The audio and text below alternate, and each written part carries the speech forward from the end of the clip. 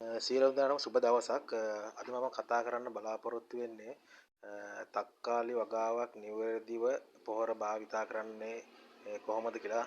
ඉතින් තක්කාලි වගාවට පොහොර භාවිතා කිරීමේදී විශේෂයෙන්ම පොහොර නිසා ඇන්ට්‍රොනොක්ස් පස්චවංගමාරය පූර්වාංගමාරය වගේ දිලීර රෝග මේ තක්කාලි වලට වැළඳෙනවා. ඉතින් ඔයාලා සාමාන්‍ය වලට නිකන් දලා දහසක් ඇති තක්කාලි කරන ගොවි මහත්තයෙක් නම් කොළ ටික උඩ අතට වකුටු වෙනවා. වකුටු වෙලා නිකන් කඩදාසි කොළයක වගේ ඝනකමක් තියෙනවා.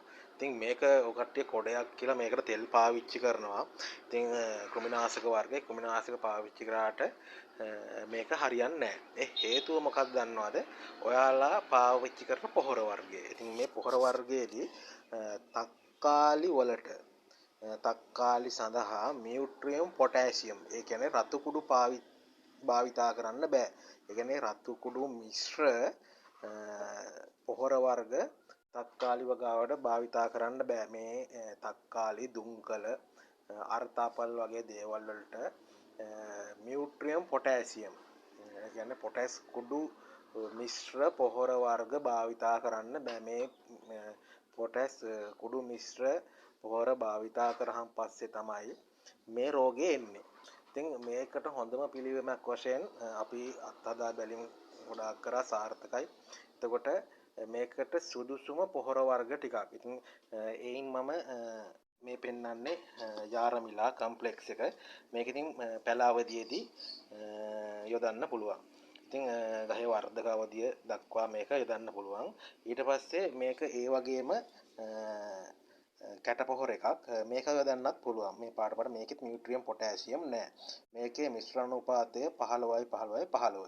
ඊට පස්සේ ඔයාලා කවුරුත් දන්න නිල් කැට එක 12යි 12යි 17. එතකොට මේ ඔක්කොම යෙදීමේ අවශ්‍යතාවයක් නැහැ. මෙන් එකක් තෝරලා යොදන්න. ඒතර ඔයාලට මෙහෙම දෙයක් කරන්න පුළුවන්. දැන් මෙව්වගේ තියෙන NPK මේකේ තියෙන NPK අගයන් විතරයි. ඒතර ගහකට අංශු මාත්‍ර ගැන සිංක් බෝරොන් කැල්සියම් වගේ දේවල් අවශ්‍ය නැහැ. ඒතර මේක යාරමිලා එකේ තියෙනවා. සාමාන්‍යයෙන් ග්‍රෑම් 20ක් අවශ්‍ය වෙනවා පැලයකට. ග්‍රෑම් 20 දෙද්දී සාමාන්‍යයෙන් ඉස්සෙල්ලාම අපිට පාවිච්චි කරන්න වෙන්නේ පැලේ සිටවන්න කලින් TSP ඒ කියන්නේ මූල පද්ධතිය වර්ධනය කිරීම සඳහා TSP. ඒතකොට TSP ග්‍රෑම් 20කුත් යාරමිලා ග්‍රෑම් 5කුත් දාන්න. එතකොට ඒකට කියන්නේ නයිට්‍රජන් පොටෑසියම් විතර පෝෂක ධාතු අවශ්‍යම තමයි. මඩ පොහොර කියන්නේ TSP ට්‍රිපල් සුපර් ෆොස්ෆේට් සමග යාරමිලා ග්‍රෑම් 5යි ට්‍රිපල් සුපර් ෆොස්ෆේට් ග්‍රෑම් 20යි පාවිච්චි කරන්න. ඉන්පසුව දින 14කින් 14කට සති දෙකෙන් දෙකට නිල් කැට පාවිච්චි කරන්න පුළුවන්. එහෙම නැත්නම් මේ බැලන්ස් පොහොර එක පාවිච්චි කරන්න පුළුවන්. එතකොට මේකෙන් ග්‍රෑම් 20ක් ගන්න මේ දෙකෙන් එක වර්ගයක් ගත්තා නම් හරි. මේ නිල් කැටයකට ග්‍රෑම් 20යි යාරමිලා 5යි පාවිච්චි කරත් කමන්නේ. මේ 15යි පොහොර එකෙන් ග්‍රෑම් 20යි මේකෙන් 5ක් පාවිච්චි කරත් 5ක් මිශ්‍ර කරලා පාවිච්චි කරන්න. මේකෙන් එක වර්ගයක් පාවිච්චි කරන මේ දෙකම අවශ්‍ය වෙන්නේ මේ දෙකෙන් එක වර්ගයක් පාවිච්චි කරා නම් ප්‍රමාණවත්. මොකද යාරමිලා විතරක්ම දාන්නත් පුළුවන්. එතකොට මිල ගොඩක් අධිකයි. එතකොට මෙවුවා ඊට වඩා වෙළඳ පොලේ මේ පොහොර වර්ග ගණන් අඩුයි. ඊට පස්සේ ඔයාලට මල් හට ගන්න අවස්ථාව එනවා. එතකොට මල් හට ගන්න අවස්ථාවේදී අපිට මේකේ ඔයාලා දන්නවා යාරමිලා ටාගට් එහෙම නැත්නම් දන් කැට.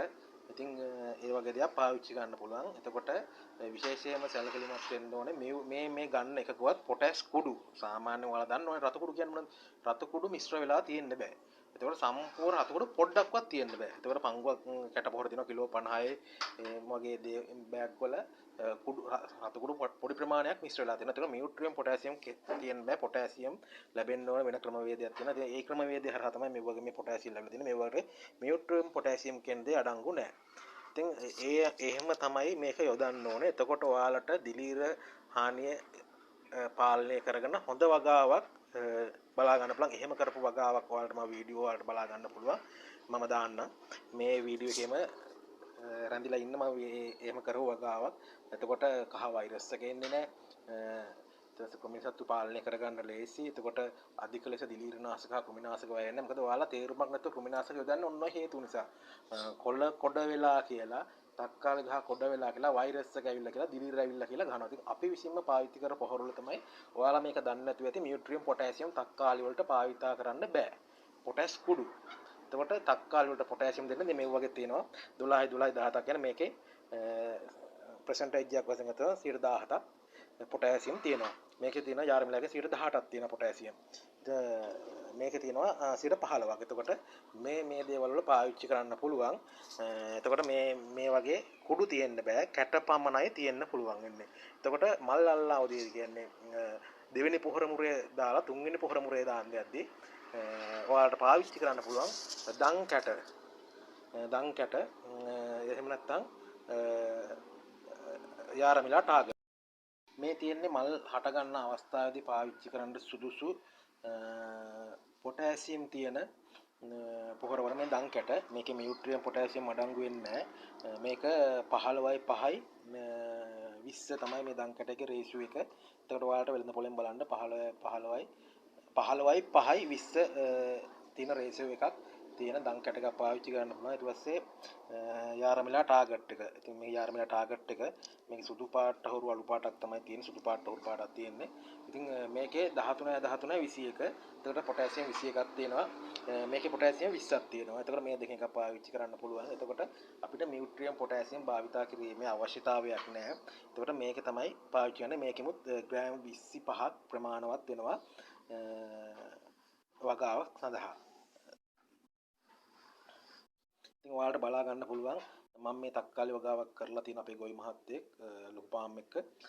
එතුමා කරලා තියෙන වගාව මගේ උපදෙස් අනුව කොච්චර දුරට සාර්ථකවද ඊට පස්සේ වල් පාලනය කරලා තියෙනවා. ඒ වගේ දේවල් ටිකක් තියෙනවා මේකේ බලන්න.